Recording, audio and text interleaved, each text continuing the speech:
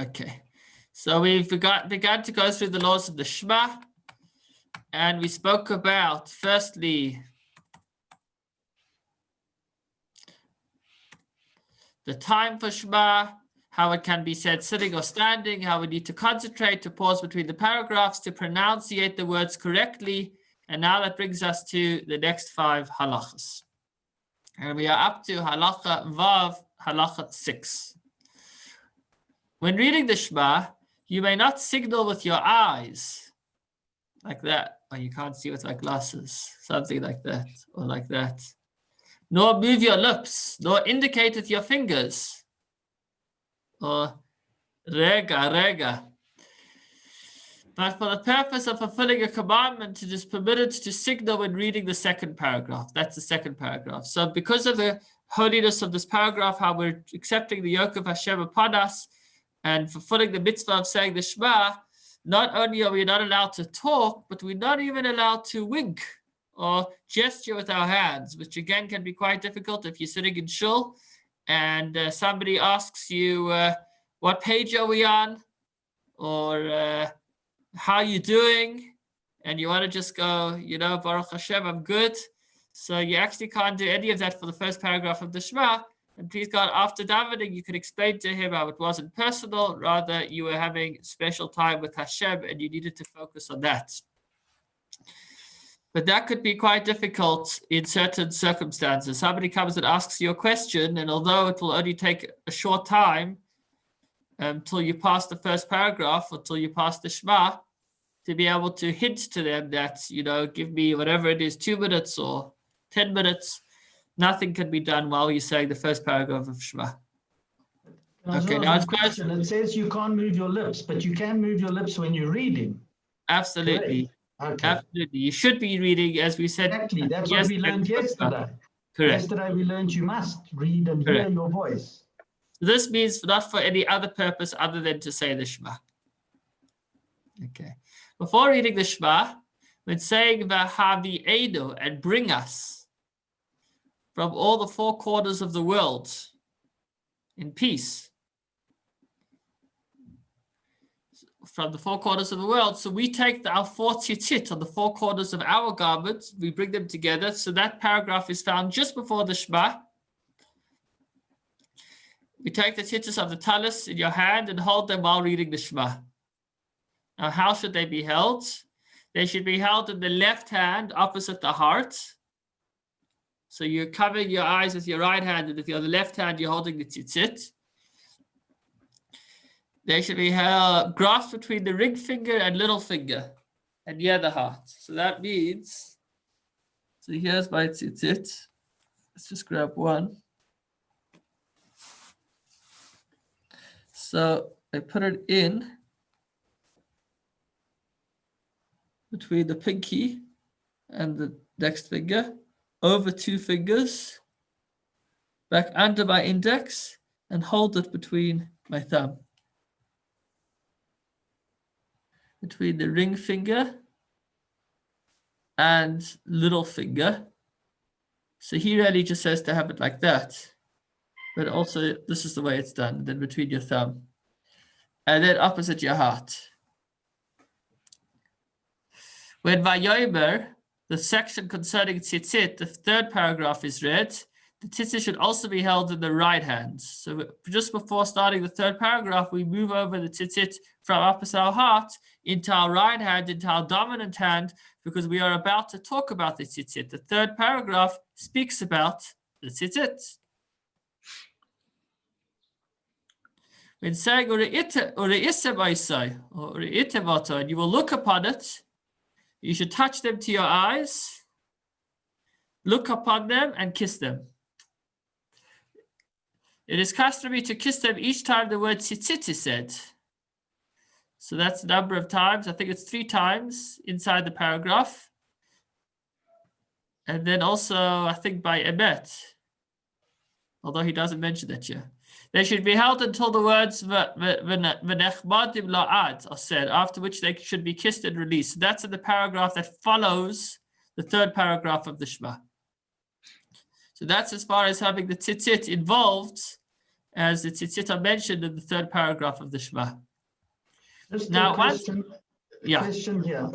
You said you're holding it in your in your left hand, okay? In that between the pinky and the ring, okay? Now it says move it to the right hand. So Yeah. are you moving the whole lot to the right? Because somebody told me when I was doing that, you're supposed to keep them in your left hand and then hold them as well in your right and kiss them like this, rather than have them here and kiss them like that. So there may be different customs. I would need to look into it some more.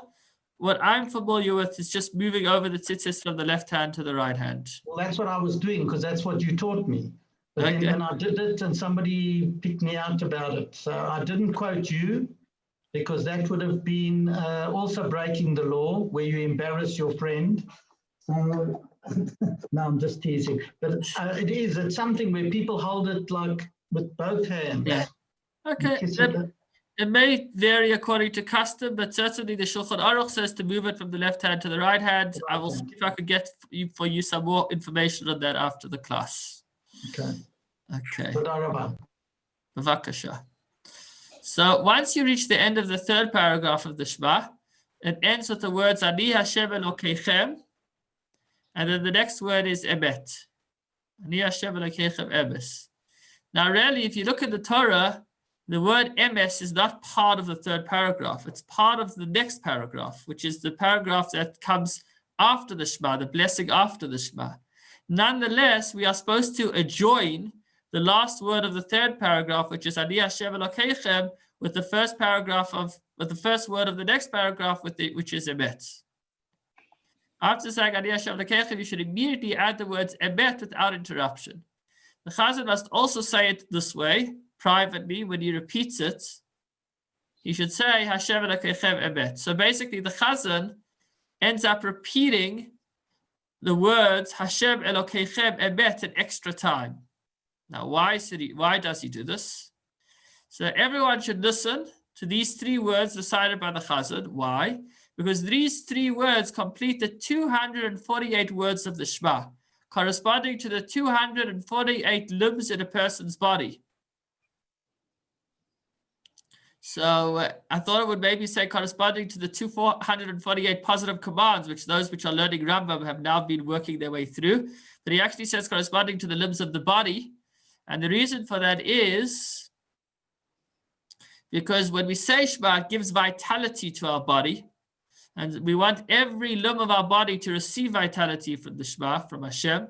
And therefore, since the Shema counts 245, we repeat the last three words, so we have a total of 248, giving vitality to every limb of the body. Now, I mean, Greg's a doctor amongst us. I don't know if doctors today say that there are exactly 248 limbs, but I once discussed it with the doctor, and he said that it would be dependent on how you define a limb. So even if doctors today say there are many more limbs in the body, that would be according to whatever criteria they use to define it. But in Shulchan Aruch, it speaks about a criteria which counts 248. After Shema, we begin saying Vayatziv, which is the next paragraph, and firm, but it is forbidden to repeat the words emet. So you don't say emet twice. You don't say Ani Hashem Elokeichem emet v'yatziv. Rather, you kind of go Ani Hashem Elokeichem emet. You wait silently until the Chazan repeats the words Hashem Elokeichem emet, and then you continue to the word v'yatziv. Now, what happens if you can't daven with the minyan and you want to have your 248 words? So he says, when davening by yourself, before reading the Shema, you would add the three words Kel Melech Ne'eman, which is, by the way, one of the things that Amen stands for. Amen is an abbreviation, an acronym for the three words Kel Melech Ne'eman, Almighty Faithful King. So by inserting those three words before the Shema, that's another way of reaching the count of 248. Others have the custom, even with davening alone, instead of repeating emet twice, which only the Chazan does when he has everyone else in mind, they would before saying the word emet, they would repeat the words Ani Hashem Elokeichem. That's actually the Chabad custom. So you'd say Ani Hashem Elokeichem Asher Hotzeti Etchem Be'eretz Mitzrayim Liyot Lachem Le'Elokim Ani Hashem Elokeichem Ani Hashem Elokeichem emet. And you repeat the 3 words. The reason the Chazan doesn't do it that way is because if he raised his voice when he said Ani Hashem Elokeichem, I am Hashem your God, it could sound as if the Chazan is talking for himself. As opposed to when we davening quietly, we know that we're quoting the words of Hashem. Okay, now as far as interruptions. So if you're interrupted while reading the Shema, although we said there really shouldn't be any interruption, but if there was, I'm getting an example that comes to mind is if someone needed to go to the bathroom, because remember we've said if someone needs to use the washroom, then nothing should come in the way of that. The Torah gives a big emphasis on that. So if you did have to pause in the middle of Shema to use the washroom or whatever it was, or if through no fault of yours you were forced to interrupt, for example, if you had to go out to relieve yourself or if excrement were found in the house, meaning there's a dirty diaper and you have to pause, and the interruption was of such duration that you wouldn't be able to read the entire Shema in the amount of time that you were waiting. So basically, once the amount of time it takes to read the Shema elapses, then that Shema has been interrupted and then you would go back to the beginning. However, if it was less than that amount of time, then you would be able to continue exactly wherever you stopped. Okay. Finally, as far as the community, if you had already read the Shema and entered Shul and found the congregation reading the Shema, you must read the entire Shema with them. Why? So that it does not appear as though you are unwilling to accept the yoke of the kingdom of heaven with the congregation. Everybody together says Shema Yisrael. If you're going to be sitting there busy reading Jewish history book, it's going to look like you're excluding yourself from accepting the yoke of heaven upon yourself. So therefore, whenever the community says Shema, you join in, provided that you're at a point in the davening when you can speak. Although we mentioned earlier that even if you're in a place of davening where you can't speak, you should pretend you're saying the Shema. So at least to the community, it looks like you're joining in. So it doesn't look like you're excluding it. Maybe we'll mention that in a moment. So right now we're talking about though when you're not in the middle of davening and you hear community saying Shema, so you should join in. Your reward for reading the Shema again will be that of one who reads the Torah, meaning you might say, I've already done the mitzvah. Why should I do the mitzvah twice? The answer is you've already done the mitzvah of saying the Shema. But after all, the Shema is also part of the Torah. And every time we read words of Torah, we do a mitzvah. Right now, in this Living Jewish class, we are doing a mitzvah of studying Torah. So even if you've already recited the Shema, by reciting it again, you may not be doing the mitzvah of Shema, but in addition to joining into the community, you are doing the mitzvah of studying Torah. So technically, a person, the Gemara says, could really just say Shema all day. And there's nothing wrong with that. When it comes to a blessing where we draw godliness down into the world through a blessing, so a blessing cannot be said in vain. But when it comes to the Shema, which is a section of Torah, that could be recited as many times as we like. Obviously, with the right level of, as long as things are in place, in an appropriate environment, etc. The same rule applies if you are in a synagogue reciting supplications or verses of Torah where interruptions are permitted, meaning if you're busy learning something or davening a part where you can speak. So the procedure to follow if you are at a place where interruptions are prohibited has been explained. We already discussed different sections of the davening and what types of interruptions can be made. So if you're at a point of davening where you can stop and interrupt, and you have not yet read the Shema, you should read it with the congregation. But since you're not up to the Shema yet, you should have in mind that you're not yet fulfilling your obligation, so that you could read it later in the section of davening when you get up to there. So basically, we've spoken about davening being a ladder, where you're building your way up. And that's why we start with verses of song, singing Hashem's praise. And then we speak about the way all the angels accept the yoke of Hashem upon them, and how we gear ourselves up to accept the yoke of Hashem upon us. And at that climax, we say the Shema. So if you're still at the beginning and you're not up to there yet, and the community is saying Shema, so join in with them, but have in mind that you're not yet fulfilling your mitzvah. Rather, you're just doing the mitzvah of the Torah study and joining in the community. Is this making sense to you? You can put a thumbs up. Okay, good. As we're not in the middle of the Shema now, that's allowed. This also applies to other prayers that the congregation is reciting, such as Tehillim, like Ashrei, Aleinu, and the like. These prayers, it's good to join into the community and to say it along with them if you're at a point of davening where that is permitted. Even piyutim should be said with them. Special hymns that are said in some congregations during the festivals. For you must never separate yourself from the congregation. And that's a good point to end with, that we should always stay connected to the congregation, to each other. Wishing you a wonderful evening, and please God, we will continue with the next section tomorrow.